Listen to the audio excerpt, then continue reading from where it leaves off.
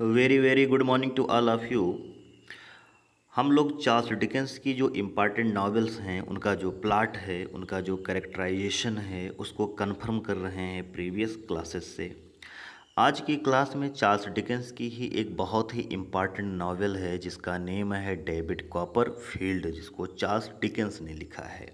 आज की क्लास में इसका हम लोग इन डेप्थ एनालिसिस करेंगे। देखिएगा, चार्ल्स डिकेंस की जो नॉवेल्स हैं वहाँ से एग्ज़ाम में जो क्वेश्चन पूछे जाते हैं वो कैरेक्टर बेस्ड क्वेश्चन पूछे जाते हैं कि ये कौन सा कैरेक्टर कौन सी नॉवेल से कोरिलेटेड है, एसोसिएटेड है। इसलिए आप लोग जब कभी भी चार्ल्स डिकेंस की जो नॉवेल हैं उनको एग्ज़ाम के पॉइंट ऑफ व्यू से प्रिपेयर कर रहे हों तो आपको मेन फोकस कैरेक्टराइजेशन पर देना है और इसके साथ ही साथ उसका जो सेंट्रल प्लॉट होता है वो समझने की कोशिश करनी है। तो चार्ल्स डिकेंस की जो नॉवेल्स होती हैं उनका सेंट्रल प्लॉट और वहाँ पर जो कैरेक्टराइजेशन कैरेक्टर्स जो होते हैं वो आपस में किस तरीके से कोरिलेटेड होते हैं ये कंफर्म करना बहुत ही ज़रूरी होता है। डेविड कॉपरफील्ड जो है वो चार्ल्स डिकेंस की फेवरेट नावल होती है। चार्ल्स डिकेंस इसको अपनी फेवरेट नावल बतलाते भी हैं। जो ये वर्क डेविड कॉपरफील्ड है, इसकी जो ओरिजिनल टाइटल है वो है the personal history, adventures, experience and observation of David Copperfield. ये इसकी ओरिजिनल टाइटल होती है, ये इसकी कंप्लीट। आपको मालूम है कि चार्ल्स डिकेंस के जो वर्क हैं वो सीरियल फॉर्म में पब्लिश होते रहे हैं, थोड़ा थोड़ा कर करके पब्लिश होते रहे हैं। इन द सेम वे जो ये वर्क डेविड कॉपरफील्ड है ये पब्लिश हुआ था, सीरियल फॉर्म में पब्लिश हुआ था 1849 से 1850 के बीच में। सीरियल फॉर्म में इस वर्क को थोड़ा थोड़ा करके पब्लिश करवाया गया था। इस वर्क का जो जैनर है वो बिल्डंग्स रोमन नॉवेल है। कल की क्लास में मैंने आप लोगों को बताया भी था कि बिल्डंग्स रोमन क्या होता है। बिल्डंग्स रोमन जो नॉवेल का जैनर होता है वहाँ का जो सेंट्रल कैरेक्टर होता है वो एक चाइल्ड होता है। तो उस चाइल्ड की जो जर्नी होती है चाइल्डहुड से लेकर के एडल्टहुड तक, उस जर्नी में उस चाइल्ड का जो साइकोलॉजिकल चेंजिंग होती है, जो मोरल चेंजिंग होती है, साइकोलॉजिकल ग्रोथ जो होता है, मोरल ग्रोथ जो होता है उसको हाईलाइट किया जाता है, तब उसको हम बिल्डंग्स रोमन नावल कहते हैं।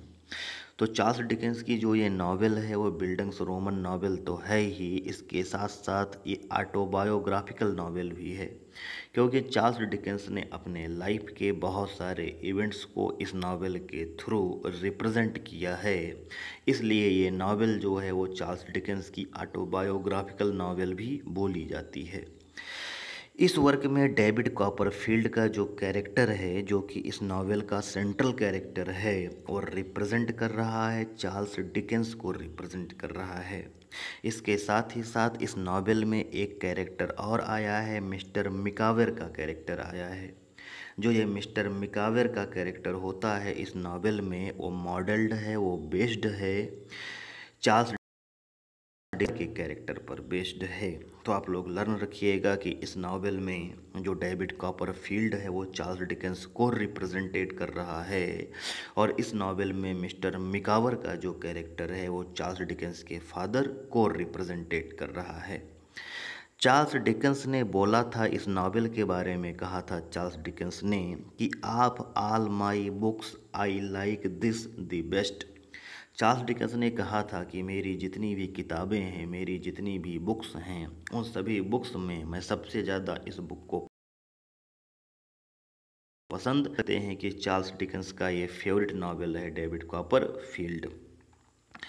अब हम लोग डेविड कॉपरफील्ड जो ये नावल है इसका प्लॉट समझेंगे। यहाँ पर जो ये सेंट्रल कैरेक्टर्स आए हैं उनको हम लोग अंडरस्टूड करेंगे। देखिएगा, चार्ल्स डिकेंस की जो नावल हैं वो टफ़ इसलिए हो जाती हैं क्योंकि चार्ल्स डिकेंस के नावल में कैरेक्टर्स बहुत सारे होते हैं। मैं यहाँ पर जो कैरेक्टर्स रख रहा हूँ वो सेंट्रल कैरेक्टर्स हैं, इम्पॉर्टेंट कैरेक्टर्स हैं, जो कि प्लॉट को आगे बढ़ाने में महत्वपूर्ण भूमिका निभा रहे हैं। अदरवाइज़ ये जितने कैरेक्टर्स आपके सामने हैं वो कंप्लीट कैरेक्टर्स नहीं हैं। चार्ल्स डिकेंस की नावल में 40, 45, 50, 50 तक कैरेक्टर्स होते हैं। अब सारे कैरेक्टर्स को अंडरस्टूड करना, उनको प्लॉट में रखना बहुत ही टफ टास्क हो जाता है। और उतना इम्पॉर्टेंट भी नहीं होता है, ना तो पॉसिबल है सारे नॉवेल्स के उतने सारे कैरेक्टर्स को समझ पाना। इसलिए जो सेंट्रल कैरेक्टर्स होते हैं, सेंट्रल प्लॉट को आगे बढ़ा रहे होते हैं, उन्हीं को समझना ज़रूरी होता है। चलिए आज की क्लास में डेविड कॉपरफील्ड का जो प्लॉट एनालिसिस है वो हम कैरेक्टर्स के थ्रू स्टार्ट करते हैं। देखिएगा, इस नावल का जो सेंट्रल कैरेक्टर है वो डेविड कॉपरफील्ड है, जो कि एक चाइल्ड होता है। डेविड कॉपरफील्ड की जो मदर हैं, मदर का नाम क्लेरा कॉपरफील्ड है। डेविड कॉपरफील्ड का जो फादर है, फादर का भी नाम डेविड कॉपरफील्ड होता है। क्लेरा कॉपरफील्ड, डेविड कॉपरफील्ड मतलब अपने हस्बैंड की डेथ के 6 महीने के बाद में अपने चाइल्ड डेविड कॉपरफील्ड को बर्थ देती है। मतलब यह हुआ कि डेविड कॉपरफील्ड का जो बर्थ है वो अपने फादर की डेथ के 6 महीने के बाद में हुआ था। तो डेविड कॉपरफील्ड का जो फादर है उसकी डेथ तो ऑलरेडी हो चुकी है। डेविड कॉपरफील्ड के जन्म के 6 महीने पहले ही डेविड कॉपरफील्ड के फादर की डेथ हो चुकी है। तो डेविड कॉपरफील्ड का लालन पालन जो है, पालन पोषण जो है, वो डेविड की मदर क्लेरा कॉपरफील्ड और एक लेडी है जिसका नाम पेगॉटी है। जो ये लेडी पेगॉटी है, एक क्लेरा कॉपरफील्ड की यहाँ पर मेड सर्वेंट होती है और पालन में, डेविड को पालने में, डेविड का ब्राटअप करने में क्लेरा कॉपरफील्ड की मदद भी करती है। तो इस तरीके से डेविड की मदर क्लेरा कॉपरफील्ड और घर की जो नौकरानी है, जो नर्स का भी काम कर रही है पेगॉटी, ये दोनों मिलकर के डेविड के लालन पालन में, डेविड के ब्राटअप में, डेविड के नज़लिंग में कोई कसर नहीं छोड़ते हैं। सब कुछ ठीक ठाक हो रहा होता है, डेविड की परवरिश अच्छी चल रही होती है, डेविड थोड़ा बड़ा हो रहा होता है। लेकिन प्रॉब्लम तो तब से आनी स्टार्ट हो जाती हैं जब डेविड की मदर क्लेरा कॉपरफील्ड की लाइफ में एक पर्सन आ जाता है जिसका नेम मर्डस्टोन होता है। मर्डस्टोन का पूरा नाम जो है वो एडवर्ड मर्डस्टोन होता है। जो ये एडवर्ड मर्डस्टोन होता है ये थोड़ा ब्रूटल टाइप का पर्सन होता है और ये महिलाओं को अपनी जागीर समझता है, उनके ऊपर रूल करने की टेंडेंसी रखता है। ऐसा एटीट्यूड होता है मर्डस्टोन का। मर्डस्टोन को शुरुआत से ही जो पेगॉटी है, घर की नौकरानी पेगॉटी जो है, वो लाइक नहीं करती थी। लेकिन मर्डस्टोन और डेविड की मदर क्लेरा कॉपरफील्ड के बीच में जो नज़दीकियां हैं वो कुछ ज़्यादा ही बढ़ रही होती थी। जो पेगॉटी होती है वो डेविड कॉपरफील्ड को लेकर के अपने घर टहलाने के लिए जाती है। जो ये मिसेस पेगॉटी है, इसका घर यारमाउथ में है। यारमाउथ एक प्लेस का नाम है जहाँ पर मिसेस पेगॉटी का घर है। तो मिसेस पेगॉटी जो है वो डेविड को अपने साथ लेकर के, क्योंकि मिसेस पेगॉटी ने डेविड का लालन पालन किया है, डेविड शुरुआत से ही मिसेस पेगॉटी के साथ रहा है, तो वो डेविड को अपने साथ जाती है, टहलाने के लिए जाती है। जो ये मिसेस पेगॉटी है, मिसेस पेगॉटी का एक नेफ्यू भी है जिसका नेम हैम होता है। इसके साथ ही साथ जो ये मिसेस पेगॉटी है, मिसेस पेगॉटी की एक नीस भी है जिसका नेम एमिली होता है। तो एमिली और हैम जो हैं वो मिसेस पेगॉटी के नेफ्यू और नीस होते हैं। जो हैम होता है वो मिसेस पेगॉटी का नेफ्यू होता है और जो एमिली होती है वो मिसेस पेगॉटी की नीस होती है। तो मिसेस पेगॉटी जो है वो डेविड को लेकर के अपने घर यारमाउथ आती है। डेविड की जो फ्रेंडशिप है वो हैम से हो जाती है। डेविड की जो फ्रेंडशिप है वो लिटिल एमिली से हो जाती है, छोटी सी जो वो एमिली होती है उससे हो जाती है। हैम और एमिली के बीच में नज़दीकियाँ बहुत ज़्यादा होती हैं, लेकिन डेविड जो है वो उन दोनों के साथ अपनी मित्रता को, अपनी फ्रेंडशिप को मेंटेन करने की पूरी कोशिश करता है। डेविड जो होता है वो काफ़ी दिन यारमाउथ में मिसेस पेगॉटी के साथ रहता है और एमिली और हैम के साथ में खेलते खेलते थोड़ा बड़ा होता है। उसके बाद में डेविड कॉपरफील्ड जो है वो मिसेस पेगॉटी के साथ में रिटर्न होकर के अपने घर आता है। जब वो रिटर्न होकर के अपने घर आता है तो डेविड दुखी हो जाता है। डेविड दुखी इसलिए हो जाता है क्योंकि उसकी मदर क्लेरा ने मर्ड स्टोन से फाइनली शादी कर ही ली है और इस तरीके से क्लेरा की शादी मर्ड स्टोन से हो जाती है। मर्ड स्टोन जो है उसकी एक सिस्टर भी है जिसका नेम जेन मर्ड स्टोन है।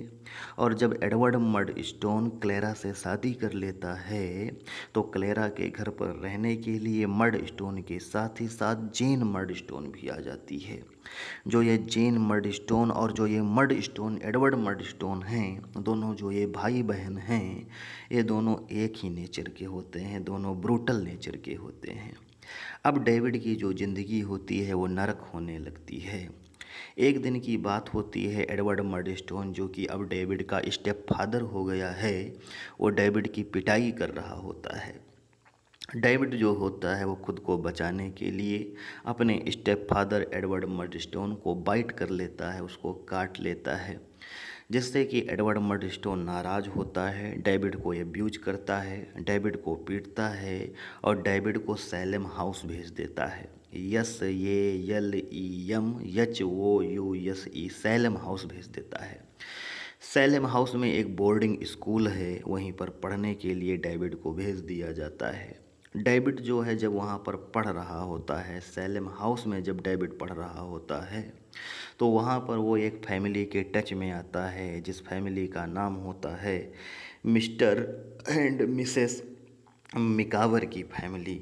डेविड जो होता है वो इस फैमिली के बहुत ही नज़दीक हो जाता है, लेकिन मिस्टर एंड मिसेस मिकावर की जो फिनंशियल कंडीशन होती है, जो आर्थिक हालत होती है, वो बहुत अच्छी नहीं होती है।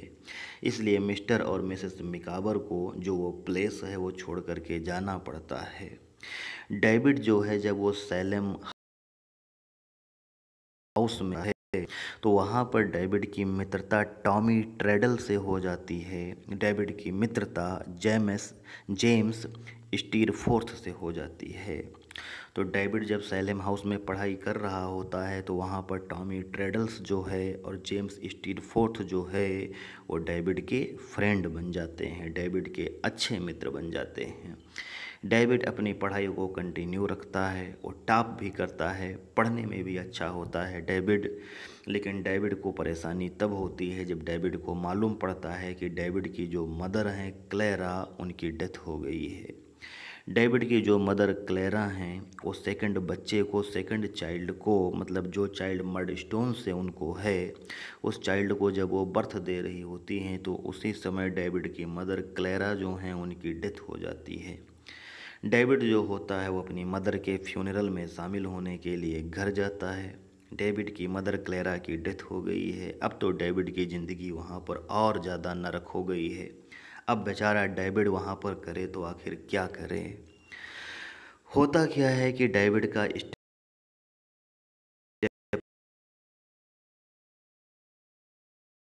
फादर, मेरा कारोबार है, मेरा हाउस चल रहा है, वहाँ पर जा कर के तुम काम करो।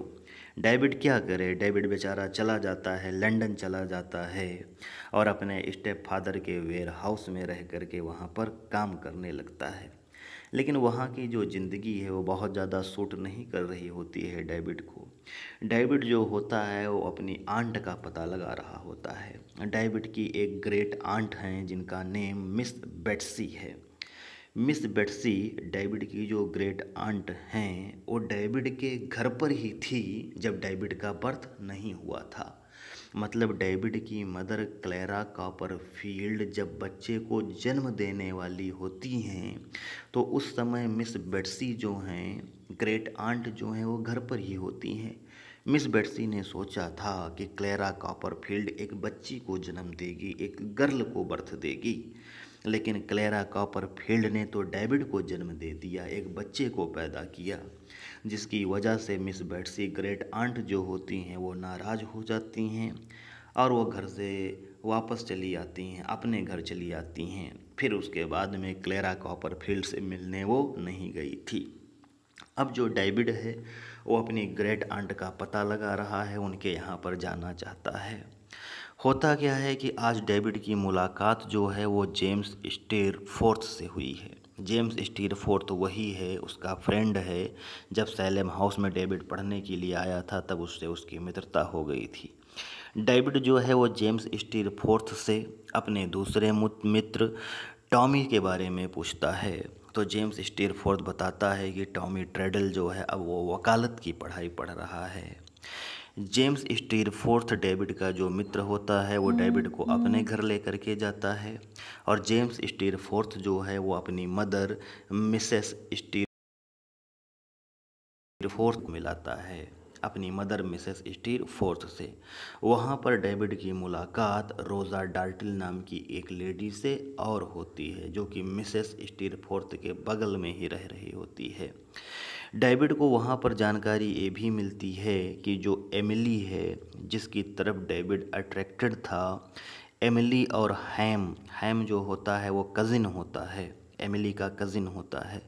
तो डेविड को वहाँ पर जानकारी मिलती है कि एमिली और हैम दोनों ने एक दूसरे के साथ इंगेजमेंट कर लिया है और जल्दी ही उन दोनों की शादी होने वाली है। एमिली और हैम की शादी होने वाली है।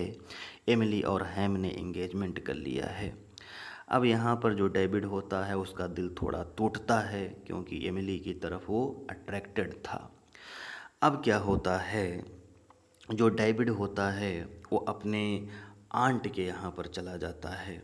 आंट के यहाँ पर, मिस बेट्सी के यहाँ पर, अपने आंट के यहाँ पर, ग्रेट आंट के यहाँ पर चला आता है और अपने ग्रेट आंट के साथ में रहना स्टार्ट कर देता है। डेविड की जो ग्रेट आंट मिस बेट्सी हैं वो बहुत ही काइंड हार्टेड होती हैं डेविड के लिए। मिस बेट्सी के यहाँ पर ही एक गेस्ट रह रहा होता है जिसका नेम मिस्टर डिक होता है। डेविड जो होता है वो अपनी आंट के साथ में कई दिन रहता है। उसके बाद में डेविड जो है वो लंदन चला जाता है काम करने के लिए, नौकरी करने के लिए। डेविड जो होता है वो लंदन जाता है और लंदन में डेविड जो है वो जॉर्किंस एंड स्पेनलो की एक फर्म होती है। जॉर्किंस एंड स्पेनलो बिजनेसमैन हैं, इनकी एक फर्म होती है, उसी में डेविड नौकरी करना स्टार्ट कर देता है। वहीं पर डेविड की मुलाकात जो है वो डोरा स्पेनलो से होती है। डोरा स्पेन हैं, इनकी बेटी होती है, इनकी डॉटर होती है डोरा स्पेनलो। डोरा स्पेनलो जो होती है वो चाइल्डिश हरकतें किया करती है, छोटे बच्चों जैसी हरकतें किया करती है, जबकि वो है डेविड की हम उम्र। डोरा स्पेनलो जो है वो चकाचौंध से दूर रहती है और उसका जो गार्डन है, गार्डन में एक उसका कुत्ता है जिसका नेम जिप है, तो अपने डॉग जिप के साथ में खेला करती है। डेविड है, डोरा जो है वो भी डेविड को पसंद करती है। धीरे धीरे डेविड और डोरा एक दूसरे से लव करने लगते हैं और फाइनली आगे चल कर के डेविड और डोरा दोनों एक दूसरे से शादी भी कर लेते हैं। तो इस तरीके से डेविड कॉपरफील्ड की पहली मैरिज जो है वो डोरा स्पेनलो से हो जाती है। डोरा स्पेनलो से शादी होती है। डेविड और डोरा की ज़िंदगी अच्छे से चल रही होती है, लेकिन आगे चल कर के डोरा को मिसकैरेज हो जाता है और जब डोरा को मिसकैरेज होता है तो बहुत ज़्यादा ब्लड गिरने की वजह से डोरा जो होती है उसको इलनेस हो जाता है, उसको बीमारी हो जाती है, जिसकी वजह से आगे चल कर के डोरा की डेथ हो जाती है, डोरा की मौत हो जाती है। डेविड कॉपरफील्ड जो है वो इस सदमे को जल्दी बर्दाश्त नहीं पाता है, बर्दाश्त नहीं कर पाता है, बहुत ज़्यादा परेशान होता है और एक बार वो अपनी आंट मिस बेट्सी के यहाँ पर फिर से रिटर्न होकर के आ जाता है।